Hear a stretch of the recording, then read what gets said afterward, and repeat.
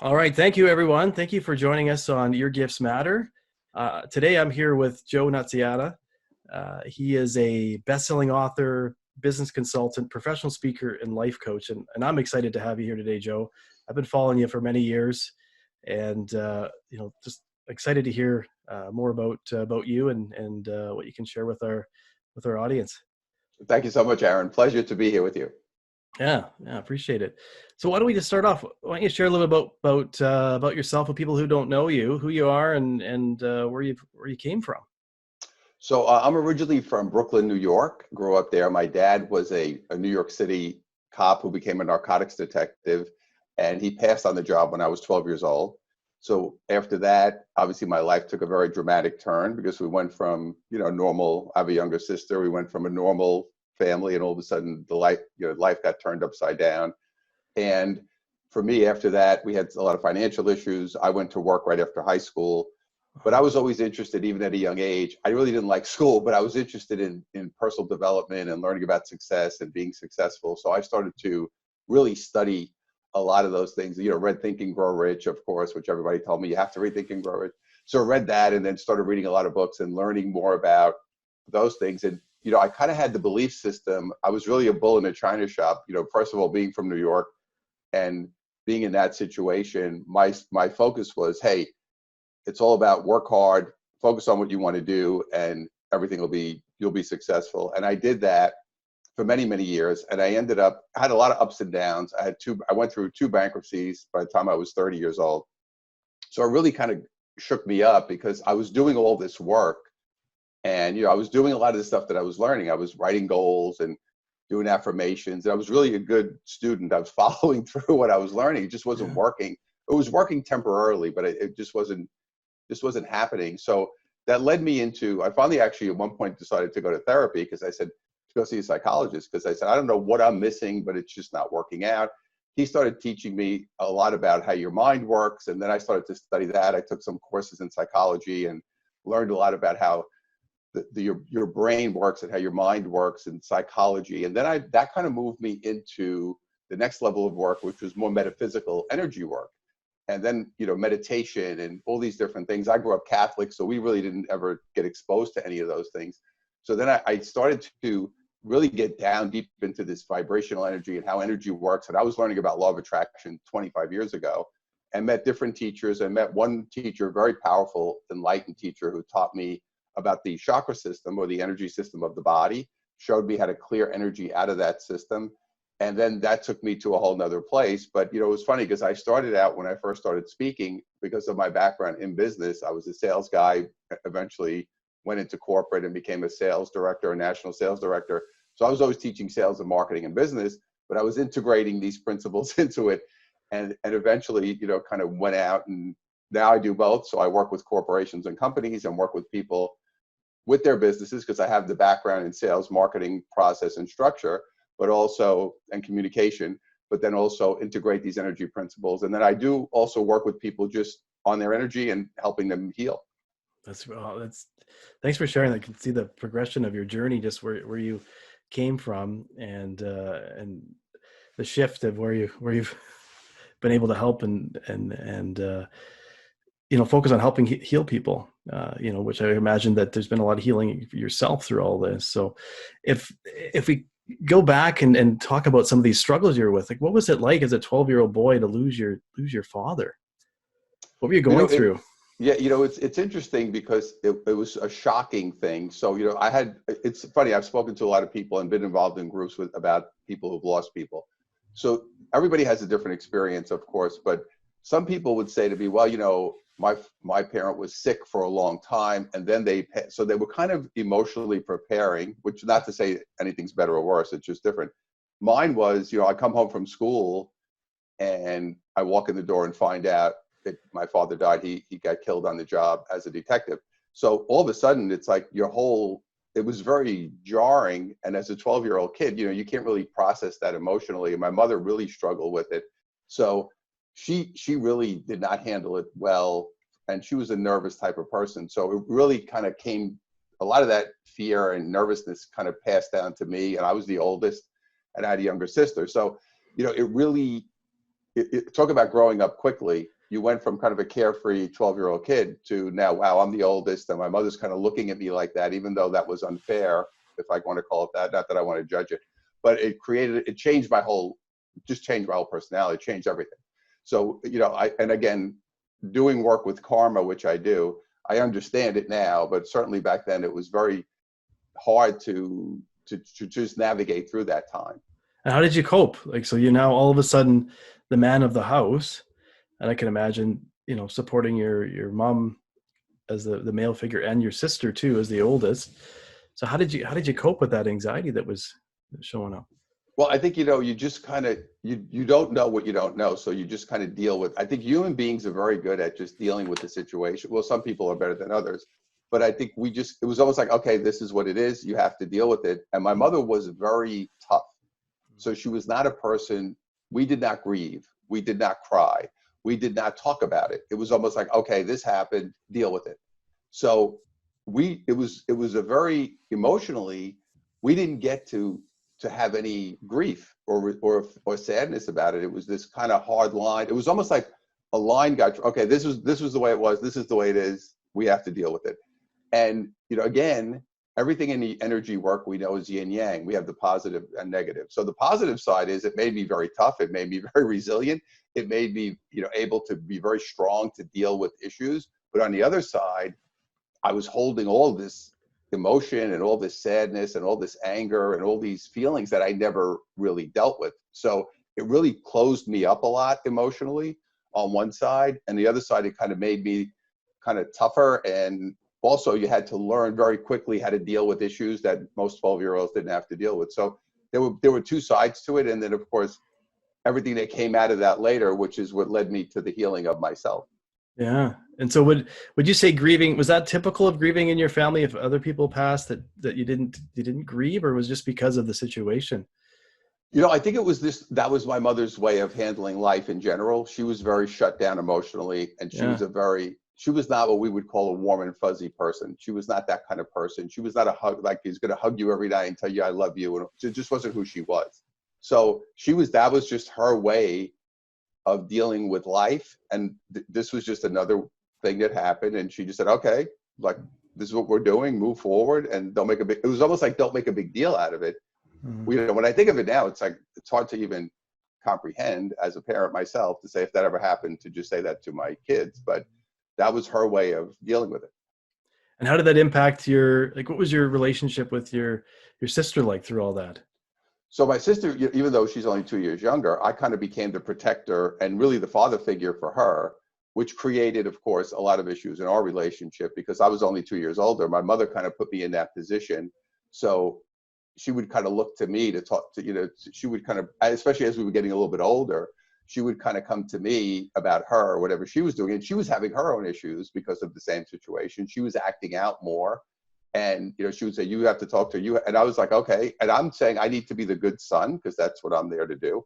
And I started to be really her father, which our relationship to this day is a strange relationship just because of that whole situation. Even though, it's so many years ago, but still it's almost like the foundation of the relationship has not changed because that's what it was back then. So Yeah. it was almost like by the time I was, getting a little bit older, it's like I already felt like I was married and had a kid. And it was, by the time I was in my 20s, I was like, wow, I feel like I already did all these things. It was so it made you very, I'm going to say mature or responsible because you felt like you had done this whole thing already at a very young age. Definitely. Yeah. So just to have that responsibility and growing up very quickly. Did that play out at all with your friends and your relationship with your friends growing up? Well, yeah, I was kind of a leader of my friends as far as organizing things and getting everybody together. And people would call me to I was more like the organizer and the person that people looked to lead, so to speak, because I was that way. I kind of had that was became part of my personality, which was not before, but certainly did become part of it. But I also found I have my same friends since I'm 9 years old that I'm still friends with, and they're in New York and I'm in California now. But, Yeah. it was just, I built this group of solid friends that became my support system. So that was really how I coped because I had these great friends that became my really became everything for me. And that was who I went to for the support that I needed to get myself moving forward. So that was the way I insulated myself to get through the situation. And did you feel comfortable in being able to, like, were you able to actually share what was going on with them, or was it more just being able to be around them and kind of hanging out versus, really bringing them into what was going on? I think as I got older, certainly when I was younger, no. Yeah. When we Yeah. were kids, we were out in the schoolyard, we were playing or whatever we're doing. I think as I started to get a little bit older, as I started to get into my late teens and early 20s, these things started, these conversations would start happening, and it started to get a little more so, as I said, as I got older. Certainly at the young age, it was just like, hey, this is my crew to hang out with and go play ball. And, this was my comfort zone, so to speak. Yeah. And as you became an adult, you mentioned that you experienced some bankruptcies in that. So being a leader and, and having that type of mentality of taking a lot of responsibility, what was that like for you to go through those experiences? Well, the first one I was 19 when I Yeah. started. I was 20, so I went bankrupt at 20. So I was I was a kid. Right. When Yeah. I look back, I saw my son is now 26, and I saw when he was 20. I was like, Jesus, that's how old I was when that happened. And it was, I think when you're young, when you're that age, it was almost like, okay, I was only 20.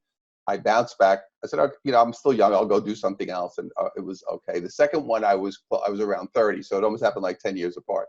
And I had done a lot of things in between. Then I worked in nightclubs, and I was a bartender and a nightclub manager. And then I got into a marketing business and sales training and all that kind of stuff. And so the second one was different because the second one was almost, it wasn't as catastrophic financially, but it was probably more so emotionally, because by the first one I could almost write off as, okay, I was a young kid. I didn't know what I was doing.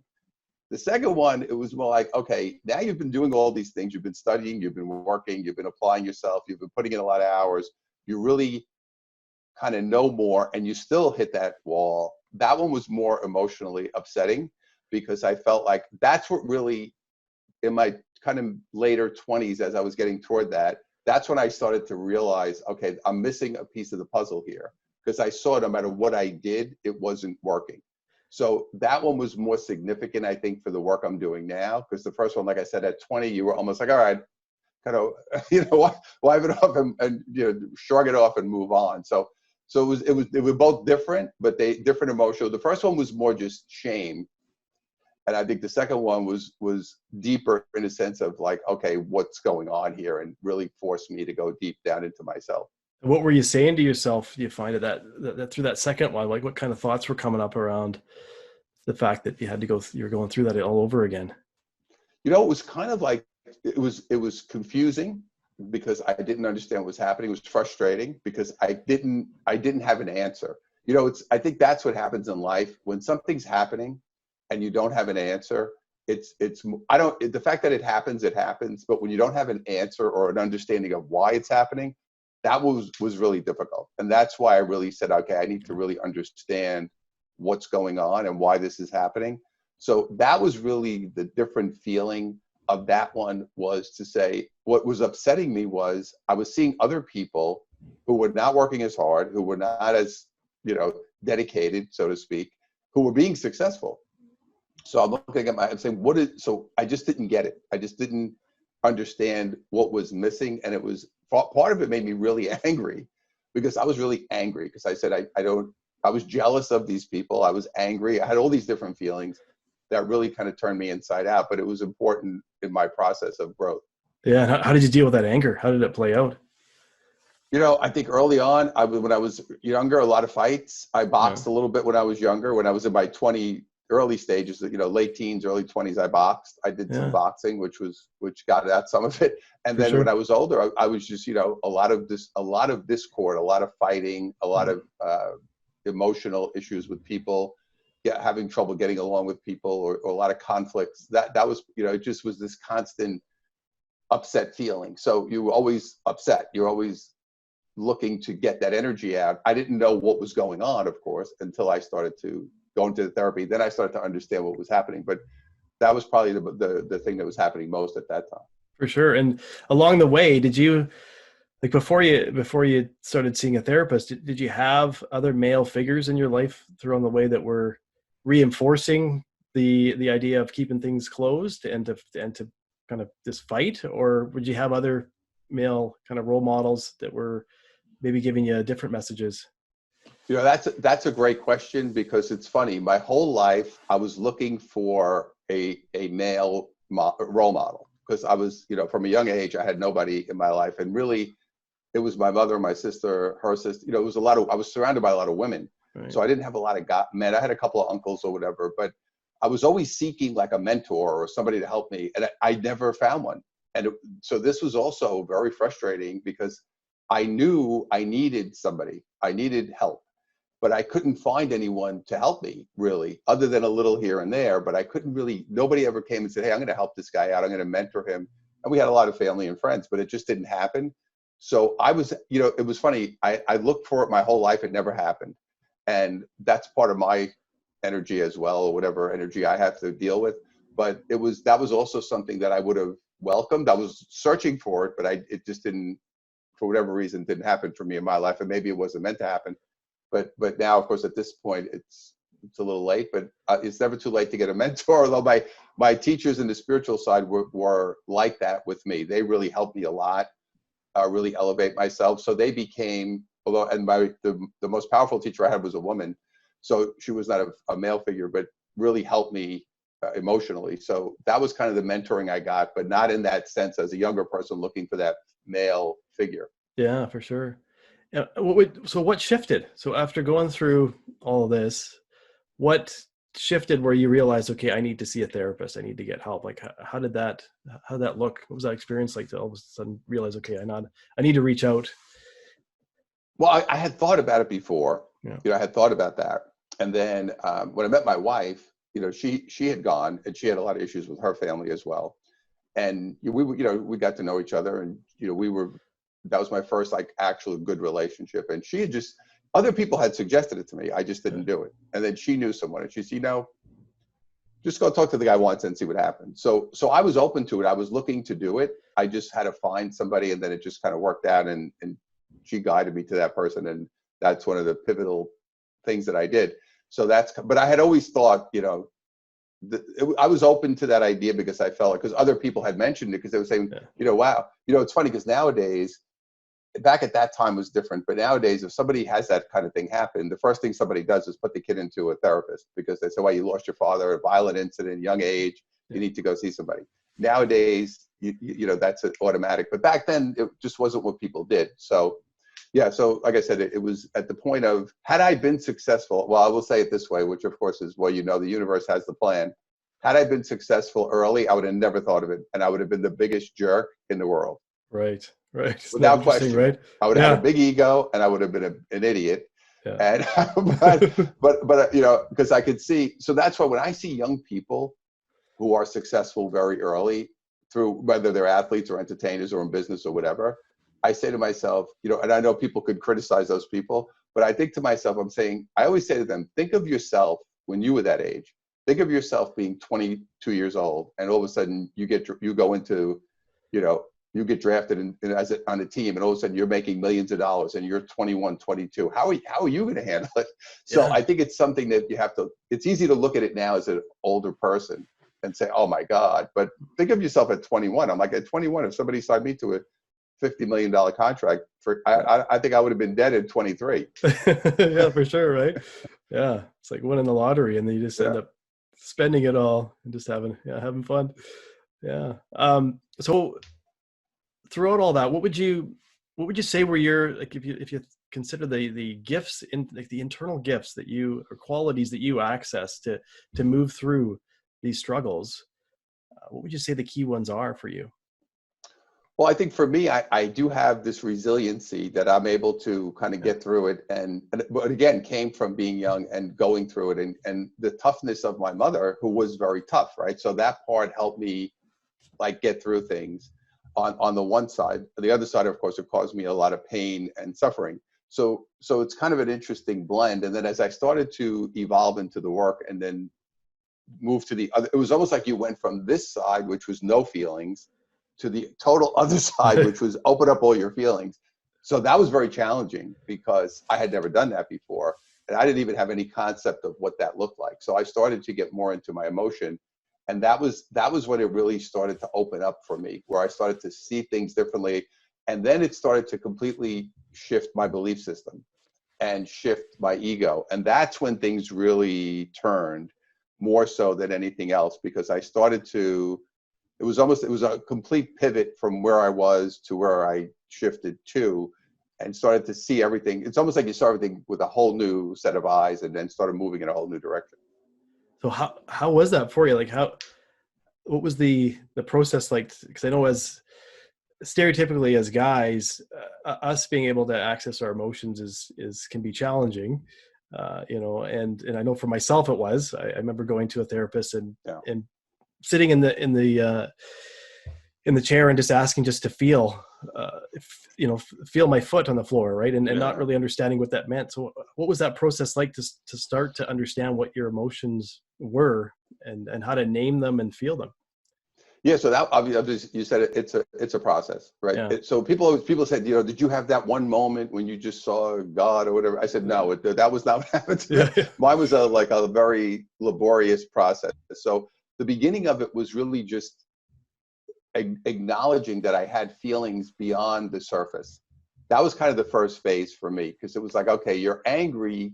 But as I started getting deeper into learning this work, it was really identifying what is it that you're really feeling, which I was always a person who liked to be quiet and by myself. I was, even though, I'm out speaking and I'm gregarious and I'll talk to a lot of people, but I do like to be quiet. So for me, that was good, because I sat quietly, and I was a big note taker.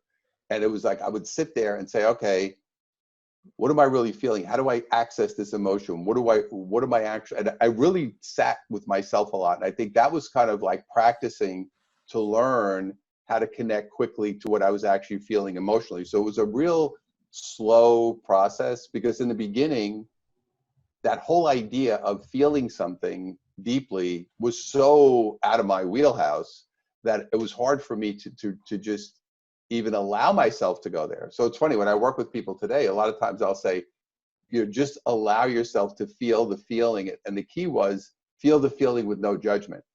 So it's not good or bad, right or wrong. It's just what you're feeling.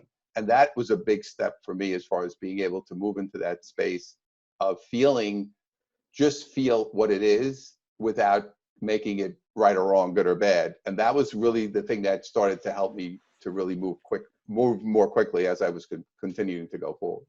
Yeah. And what I hear you saying is to feel it and not avoid it. Cause it sounds like that's what kind of that's what you were taught as a child is to avoid the feeling completely. So I can hear a lot of trust that you embraced to just be in the moment and sit in the feeling, no matter how Yeah, intense. Because it's interesting how feelings they can feel like they're going to be forever, like an intense anxiety is going to last forever, but right. if we sit in it, it can actually dissipate in a shorter period of time than we think, right? Yeah, that was actually with the whole energy clearing process that I learned, which was to quickly address it and let it go, and learn how to process it out, right? As opposed to what we learn to do with most people, especially men, which is kind of repress it and just, deal with it a different way through some other behavior, right? Whether it's Yeah. drinking or alcohol or eating or shopping or whatever we're doing. So once I started to learn this, I said, oh, okay. It was like, because of my business background, I was always like, okay, I need to be able to understand this so I could explain it to somebody else. So I need a process. So that was me. I was like, okay, I'm not just going to be one of these airy fairy spiritual teachers going to come out there and say, yeah, love everybody, be happy, because that doesn't work. And I needed to say, okay, I'm going to show you how to go through this process from point A, which is, this is what I'm feeling, how to identify it, how to clear it. That became my mission. And that's what I started to do. I started to sit down, right? I was constantly taking notes and saying, okay, how do I go from here to here? How do I get there as fast as I possibly can? How do I get this negative energy out of my system as quickly as possible? What is the quickest road? And that was where I started to focus. And over time, I've been getting faster and faster and faster and faster. And now that the world is getting into better, lighter energy, now moving people even faster than before. So Right. because the energy is more open than it was. That's great. Yeah. Yeah. That's fantastic. Cause we are at a pivotal time where I think that people can be more open to doing this work. Why don't you share a little bit more about the work that you are doing and how you're helping people perhaps through this?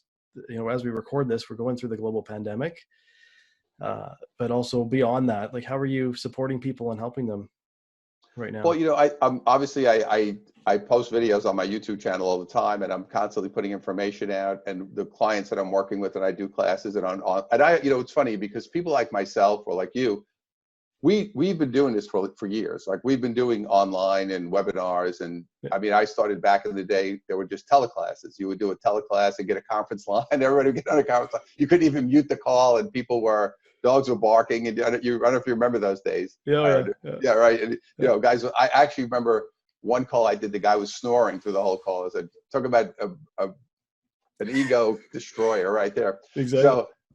So we had been already doing this. So I think for people like us, this is not a big jarring transition. I mean, obviously I did a lot of outside stuff, speaking events and training at companies. That part has changed, and we'll see how that evolves.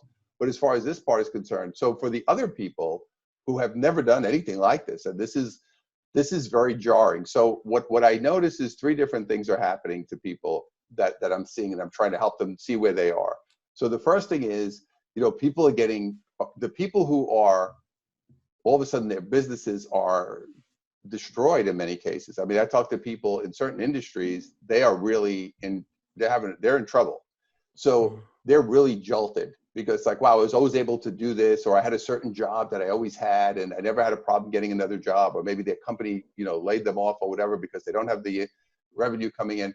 So these people are really being tested, so to speak, for the first time, where they have to almost reinvent themselves. And the thing that's interesting now is it's not like the before where you could say, okay, that didn't work out, I'll go get another job or I'll go do something else. There's nothing to do. Nobody's hiring. It's like, I can't do anything. So what it's forcing us to do, I think for many people, is to obviously stop and look at yourself. And this is also a course correction for people who are maybe doing something in their life that they didn't want to do anymore. They just didn't stop doing it, or they needed to go in another direction. And now this will give them that time. Other people are being awakened. So there's a lot of people who I think were kind of in the middle with the whole, I don't even want to call it spiritual or more connected or whatever, however we want to describe that.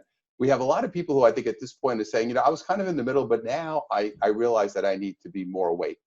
I need to be more connected to everything else and be less caught up in what I'm doing and paying my bills and just running around like a nut. And I need to be more connected maybe to my kids and my partner and my own self, and being kinder to myself and being quiet with my own self.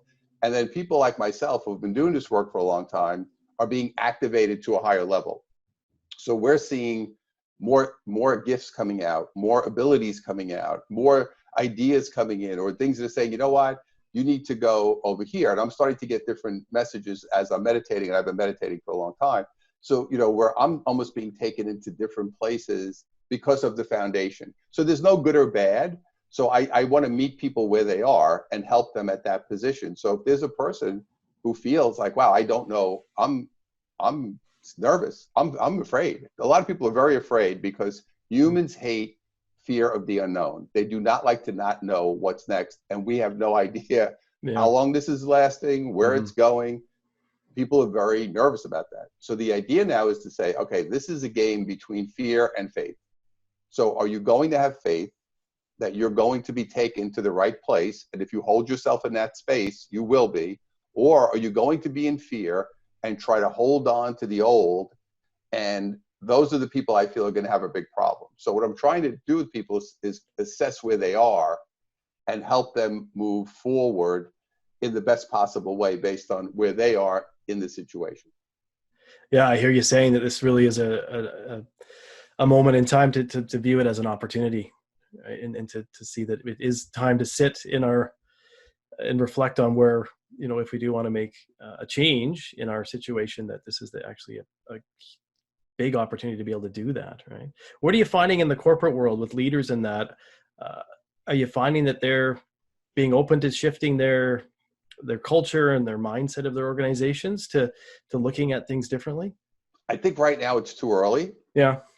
What I'm seeing, at this point, it's only been whatever 6 weeks or so since it really got to this point. Yeah. So I think right now people are just trying to keep it going, figure out, how do I get these loans? How do I pay my people? How do I do this? Other people are looking at there are certain industries that people are realizing this is over, and I'm going to have to look at doing something else when this all smoke clears. Like people who are, I know people who are in the garment industry or the accessories, handbags. My sister's in that business, where the whole business is gone and nobody's buying any of that stuff. And they've already made product because they're always seasons ahead. So now it's like, okay, we have all this product. We can't sell it. We have to pay the factories. We don't have the money because we have no revenue. The stores are not buying it anymore. They're canceling all the orders. There are industries there are businesses that are just going to go away. You're going to also see that in travel, obviously anything with either airlines, hotels, restaurants. So it depends on what you do. So I think people in certain industries are looking at this and saying, okay, how do we survive right now? So I think that's their main focus. Or they're looking at this and saying, how do I need to go in a different direction. I don't know that they're already awake at this point. I think they're more in a sense of, how do I deal with this? And how do I keep it? Where do I go next? So I think after this, which I'm saying, I would say more toward the end of the year, I think you'll see more of that shift take place where people will really say, okay, because everything will kind of be a little more settled. And the people who have become more awake are going to realize, okay, we need to do things differently than we did before. Again, it won't be everybody, but I think it'll take a couple of months before that really gets rolling. Yeah. So how can people find you, Joe? You mentioned your YouTube channel, and is there any events or anything you're doing? Yeah, so everything, my main website is joenunz.com. So it's JOENUNZ.com. So it's JOENUNZ.com. And then my YouTube channel is ashotofjoe.com. So if you go to ashotofjoe.com, I put new videos up every week. I post also when I do webinars, I post them on there as well. So those full webinars are on there. And I post, like I said, new videos on a regular basis. I also do a monthly live call called Spiritual Saturdays, which is available at spiritualsaturdays.com. So I do that every single month, and I have a membership program, and all that stuff is on my main site that they can see. That's great. Well, thanks for sharing, Joe. So in closing, how is there one key, like if you think about perhaps maybe someone who's in the corporate world, maybe even corporate sales like you were in, and what's a key message you have for them to be able to start to, they're in that contemplation stage and they want to start to really move into accessing their gifts more and being more in alignment with who they are. What would you say is a key thing that they can start to focus on? Well, one of the big principles of energy work is acceptance and resistance. So basically, throughout the day, I always use this example. This is a good way to kind of frame how your day is going. So throughout the day, you're in a state of love or fear, acceptance or resistance. That's how your whole day. So throughout the day, I always try to monitor myself to say, where am I? Am I in a state of love and acceptance, or am I in a state of fear and resistance? The first thing you want to do is say, okay, the situation is happening. So denial is not working. So be in acceptance and say, okay, this is happening. How do I feel about it? Because whatever you feel, you need to feel it and allow yourself to feel it. And the main thing to me is be open to possibilities, be open to doing things completely differently, maybe things you never thought about, or maybe something you've been thinking about for 20 years that you never did. So you need to be open to doing something that is maybe completely outside of your comfort zone, completely outside of what you ever thought you would be doing, or as I said, something that you always wanted to do. And that openness creates a good flow of energy where you will then start to bring in the right information, the right people, the right resources. So if you're going to be in a fear and resistance state, you're going to have a hard time. And even though you may say, wow, I don't see light at the end of the tunnel, I don't see where I'm going next. The idea is to say, okay, I have to be in acceptance, and I'm going to roll with this. I'm going to do the best I can. I'm going to allow myself to be taken where I need to go next, because a lot of this for many of us is a course correction. So it's taking your life where it was supposed to be. And the more open you are to that, and the more you allow that to happen, the easier this will be transitioning forward. And is there, if somebody who hasn't stepped into openness regularly, is there any advice you have or guidance on how to be able to step into being more open? Uh, Well, the thing I would say to people is the easiest way, you have to get quiet.